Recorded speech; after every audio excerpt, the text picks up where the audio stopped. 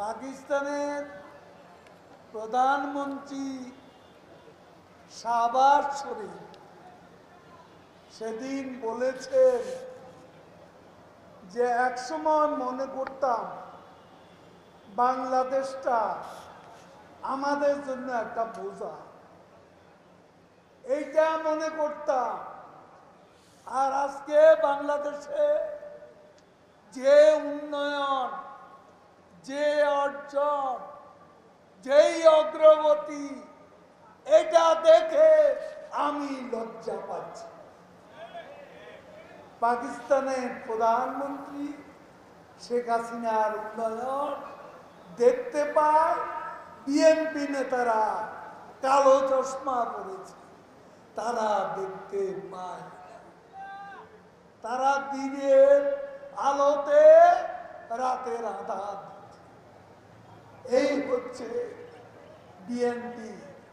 এরা অবিরাম মিথ্যাচার, অপপ্রচার করে বেড়ায়, বিদেশিদের কাছে দেশের বিরুদ্ধে নালিশ করে। নালিশ করবেন কার কাছে? কার কাছে নালিশ করবেন?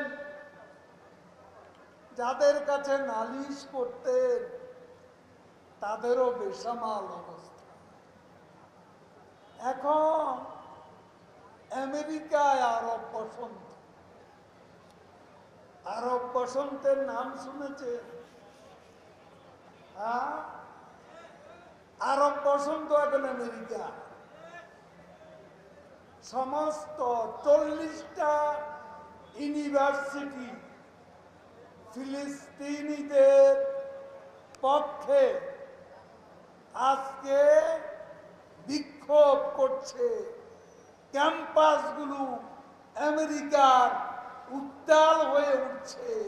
কি নির্যাতন! কলম্বিয়া ইউনিভার্সিটি থেকে সবাইকে ক্লিয়ার করার জন্য আজকে যে বর্বরতা, আজকেই দেখলাম টেলিভিশনের পর্দা। তখন ভাবতে অবাক লাগে, এই দেশ নাকি গণতন্ত্রের প্রবক্তা, এই দেশ নাকি মানবাধিকার মুক্ত। ফিলিস্তিনে 34,000 মানুষকে যারা হত্যা করেছে, মনে রাখবেন দ্বিতীয় বিশ্বযুদ্ধে হিটলার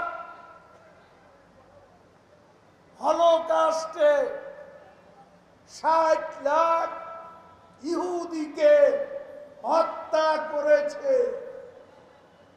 আজ ইসরায়েলের প্রধানমন্ত্রী নেতানিয়াহু আজকে মুসলমানদের প্যালেস্টাইনিতে ওই হিটলারের কায়দায় একে একে হত্যা করছে। নারীরা রেহাই পাচ্ছে না, শিশুরা রেহাই পাচ্ছে না। মাঝে মাঝে মনে হয় হিটলারের চেয়েও জঘন্য লোক এই ইহুদিবাদী নেতানিয়াহু, ইসরায়েলের প্রধানমন্ত্রী।